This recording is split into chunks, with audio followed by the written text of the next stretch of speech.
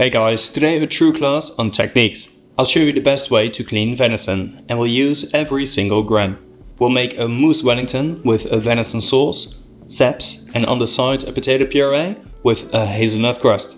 So, let's begin. First, the venison sauce. Spread 2 kilograms of venison bones on a metal tray and toast them at 200 degrees Celsius for 40 minutes. You could also pan fry them, but in the oven you get a more even result. Toast them till golden brown.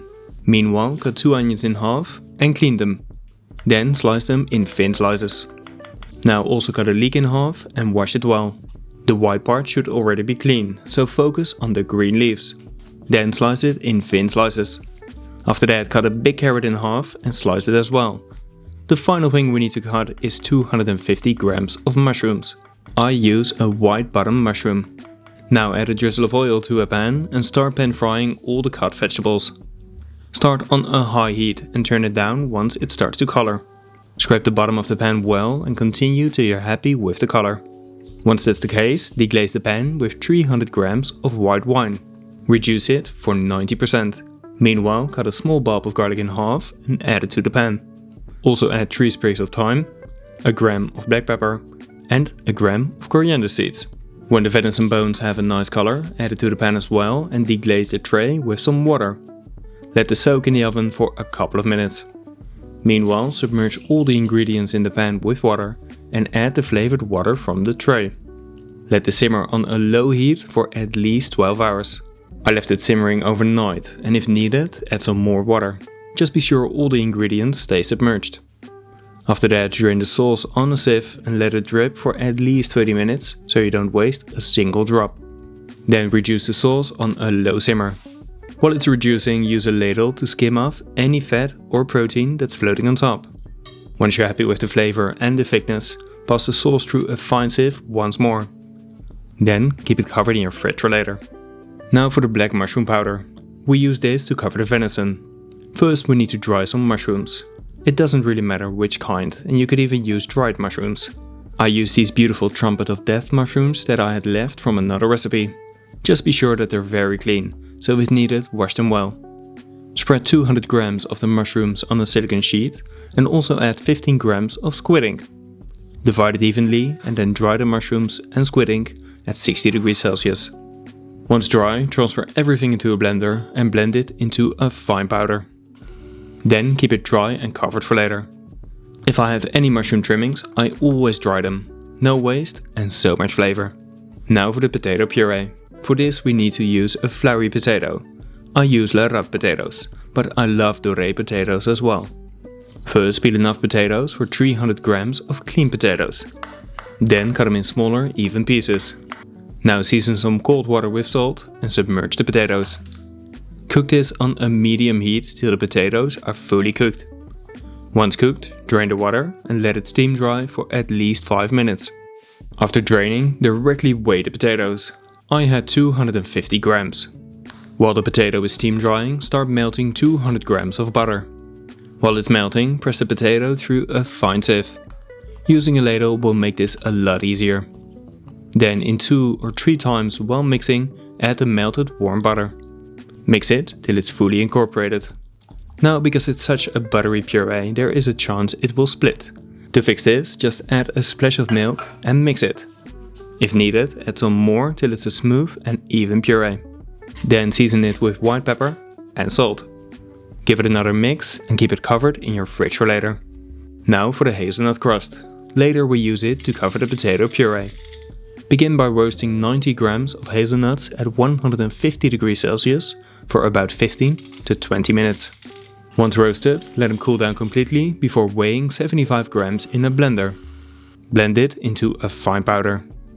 Then add 3 grams of salt with 20 grams of breadcrumbs and 40 grams of butter. Blend it for another couple of seconds. It needs to be a coarse paste.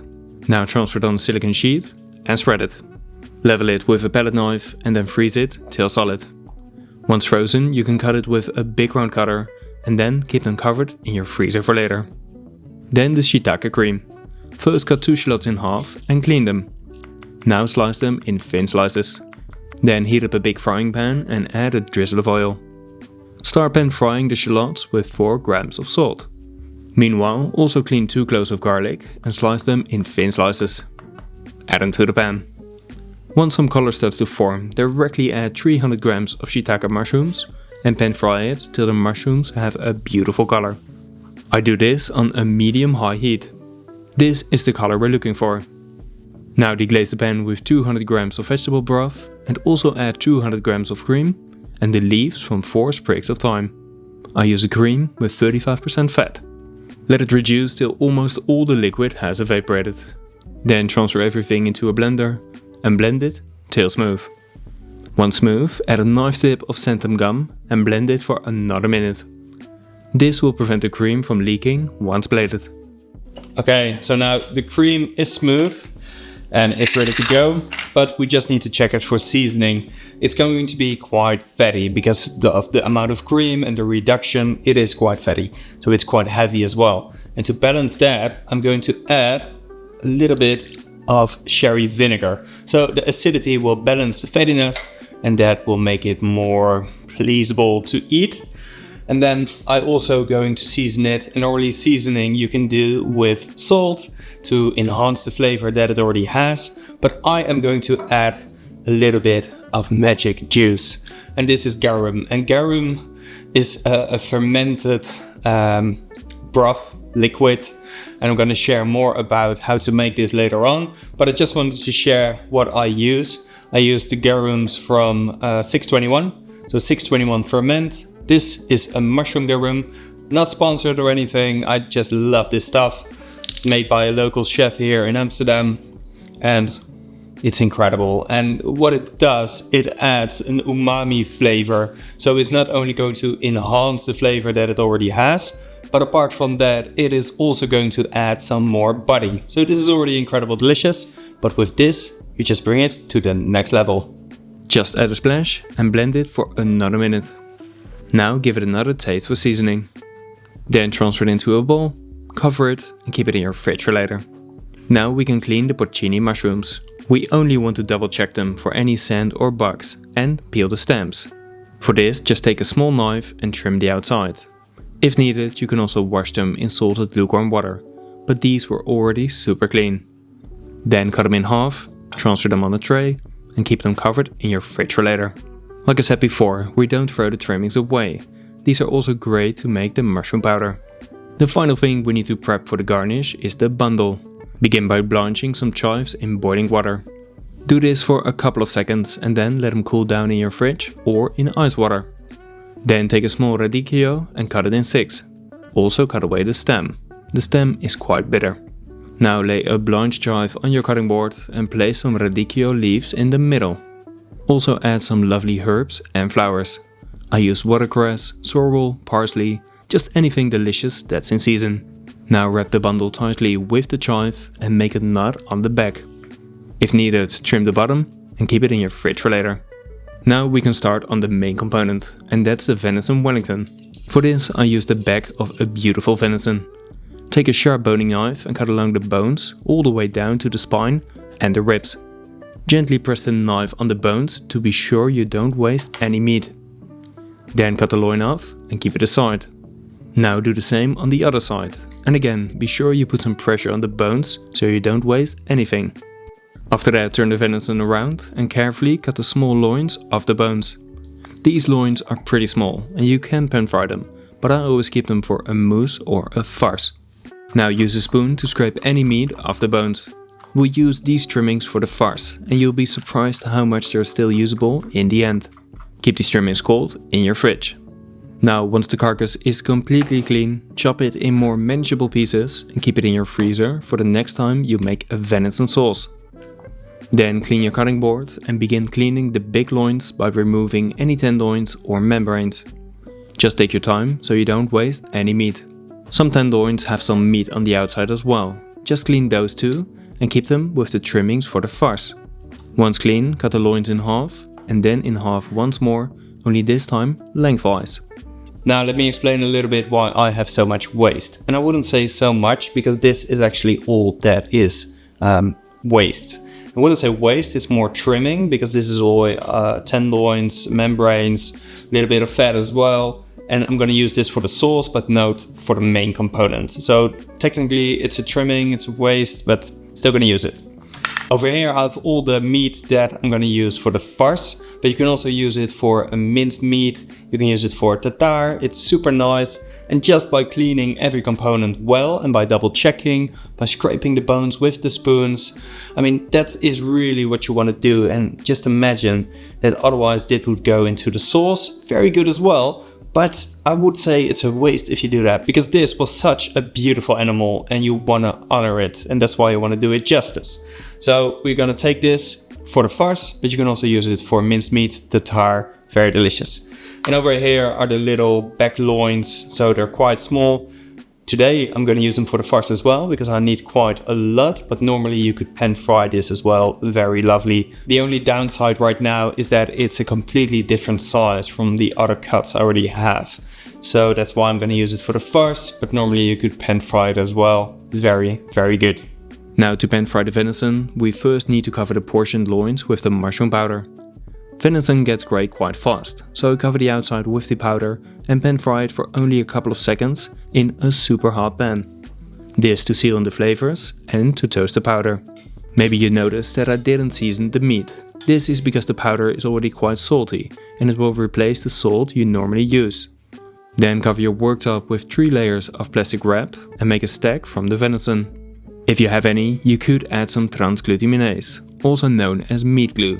This will ensure a tight end result, but this is not a common household ingredient, so I chose to skip it this time. Now use the wrap to roll the venison into a tight roll. Use the sides to make it even tighter. Then trim the sides, and while we make the farce, you can keep it in ice water for later. For the farce, we're first going to make a base. For that, mix 500 grams of the venison trimmings with 100 grams of crème fraîche, 75 grams of egg, and 12 grams of salt. Be sure all ingredients are super cold, and then blend it till smooth. In between you need to scrape the sides as well and keep an eye on the temperature. The friction will heat up the farce, and you want to keep it as cold as possible to prevent it from splitting. Once smooth, while mixing, add 225 grams of cream and directly stop mixing when it's incorporated. Then transfer it into a bowl, cover it and keep it in your fridge for later. Now for the kale farce.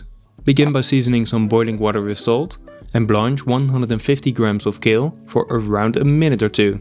Then cool it down in ice water for 5 minutes.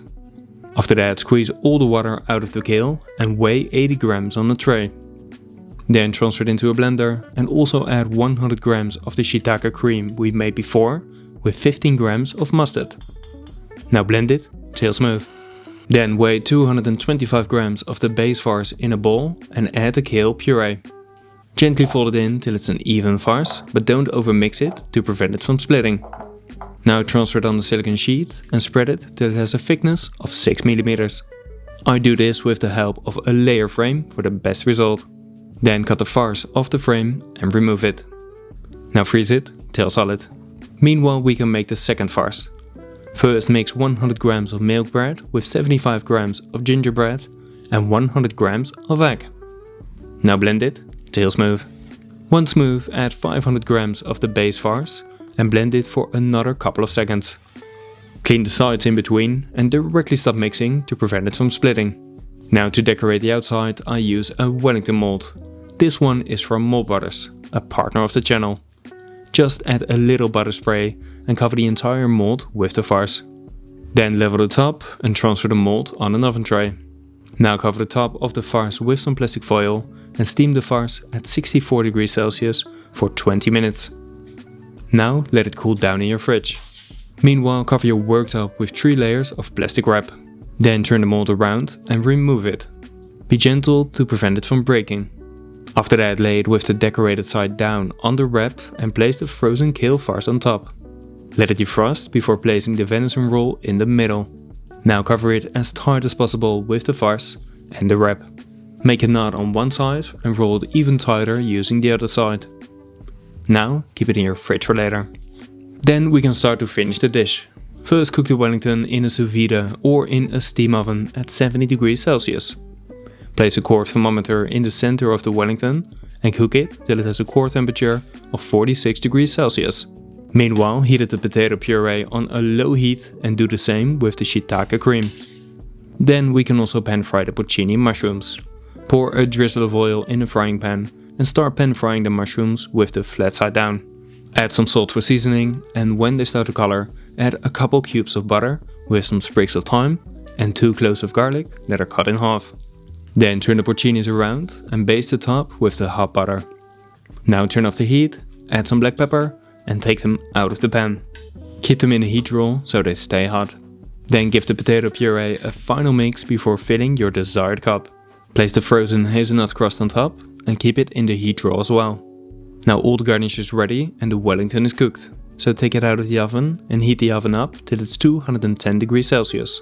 Meanwhile, remove the plastic wrap and place the Wellington with the open side down on a silicone sheet. Bake it for another 5 minutes in the oven. After that, take it out of the oven and let it rest for 15 minutes. While it's resting, place a nice canal of the shiitake cream on the side of a hot plate and place the porcini mushroom next to it. Then lay a bundle in between. Now once the Wellington has rested for 15 minutes, you can portion it to the desired size. As you can see, the meat does fall apart a little bit without the meat glue. But if you're gentle, it still works great. Then serve the Wellington next to the garnish and finish it on the table with the beautiful hot venison sauce. Okay guys, that's it for today. I am very happy with the result.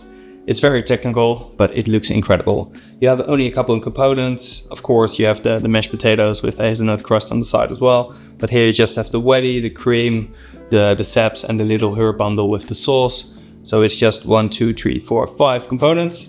But it looks so good. With the wine pairing as well. Can't wait to dig into that one.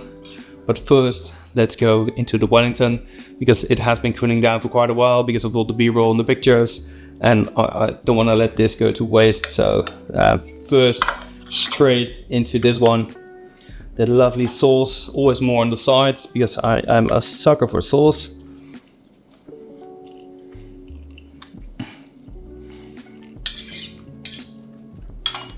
That's so good. The venison is so tender and so flavorful with the mushroom powder. Both the farces or the mousses are incredible. And then the sauce is really so good. It's crystal clear. It's a little bit filmy, so it sticks on your tongue. So you can experience all the flavors. And then this one, I mean, that looks super cool, right? The mesh with the hazelnut. Just so good. So good. But now let's talk a little bit about the pairing, and then I can just eat it all. To pair with the venison, I chose to go with this lovely red wine from Denis Duranteau. The winery is from the Pomerol, a region in the Bordeaux in France. The wine is from 1999 and just a little younger than I am. Even though the winemaker is known for its full wines, Denis Duranteau decided to make this lighter, more accessible wine. The combination of the Merlot grape with a little bit of Cabernet Franc gives the wine the perfect potential of balance and aging. And for only 65 euros, it's a great way to taste the charm of the Pomerol region. So guys, that's it for today. I hope you've enjoyed the video. Please let me know in the comments on what you want to see next. Like and share the video. And please subscribe to my channel if you want to support my videos and if you don't want to miss any other great recipes. And as always, bon appetit!